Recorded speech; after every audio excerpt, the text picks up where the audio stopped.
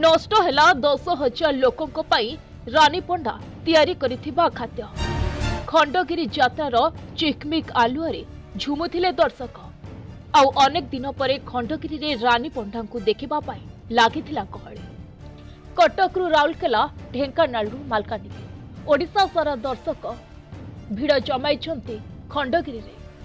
के 400 तो के 500 टंका दे टिकेट काटिथिले। आउ मन बुझी रानी पंडा भी सेमानकु खाइबा परसुथिले। गरम गरम भात सांगकु डालमा, खटा, खीरी बाढ़ी चलुथिले रोसैया। आउ लोके माने भी थरे जागारे दुई थर खाउथिले। आउ कारण कोन जानि छंते? से सबु खाद्य रे स्वाद सह थिला रानी पंडाको स्नेह भल पाइबा। लोक माने आनंद रे खाउथिबा समय रे हठात पहुंची गला पुलिस। ना भिड़ थिला ना गंडगोल हेउथिला। बस पछकु पछ लोक माने धाड़ी करी खाइबा नेउथिले। किंतु हठात बंद करिबा पाई पुलिस देला निर्देश। लोकंक आहार रे धूली पकाइथिला। 11टा 11:30 समय रे बेआईन भावरे पुलिस रो एभली कार्यकलाप को नै एबे असंतोष व्यक्त करिसंती दर्शक।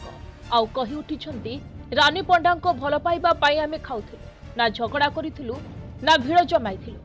तथापि पुलिस रो एभली कार्य भोकिला पेट को नात मारिबा सदृश।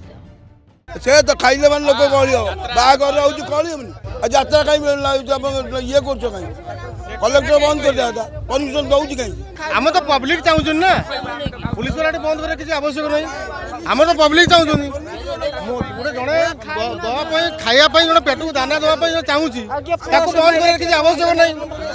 एटी जी मद देता हाँ मदटा बंद कर जड़े खाया दौन मैंने किसी मना कर बस से कथा। तेबे सबु घटना घटिबा परे रानी पंडा निज हाथ में ऐठ पत्र गोटेबार दृश्य देखा मिलता। अनेक लोक रानी पंडा को खराब कहूथिबा बेले एही जागारे ही रानी पंडा प्रमाणित करिसंती मनिष परी मनिषटीए रानी। निज पेट पाई नुह बरं दुखी रोगी को आहार जोगाइबा पाई से सर्वदा चेष्टित। प्रथम कथा जो ओडिशावासी मुंड झाड़ा तुंडरे मारी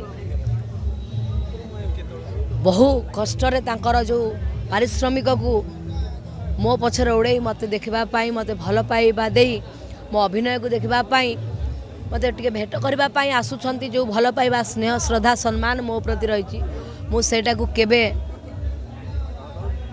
गोड़े गोईठा मारे चाहूनी।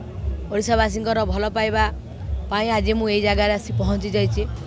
दीर्घ 4 दिन धरी हाउसफुल रहा तेणु मु चिंता कली कि नाई जो ओडिशावासी आज मु हाउसफुल रे चली मोर गौरी गणनाट्य एवं मो नाटक दमदार रे चली से ओडिशावासी मो तरफ यहाँ गोटे छोटिया भेटी सब बेले एमती मोर ओडिशावासी प्रति भल पाइबा स्नेह श्रद्धा रही मो जीवन बंचा मो जीवन मरवा मो जीवन प्रत्येक जिनस को ओडिशावासी हाथ में आंदोली रे मु समर्पण करदेली। मो द्वारा किसी होना आज्ञा ऊपर वाला द्वारा सबू होची से 33 कोटी देवा देवी आशीर्वाद भल पाइबा एमती मो सांगे रही था। तेबे पूर्वर मध्य समान स्थिति देखा मिलता कारखानार 2 मालिकाणी नेहा पाणिग्राही और रश्मिता क्षेत्र में जोठी गहली कारण बीएमसी आसी बंद करथिला आउ दुकान रे ताला झुलाइथिला। भुवनेश्वर ज्योति प्रकाश पति को रिपोर्ट प्रतिदिन टीवी।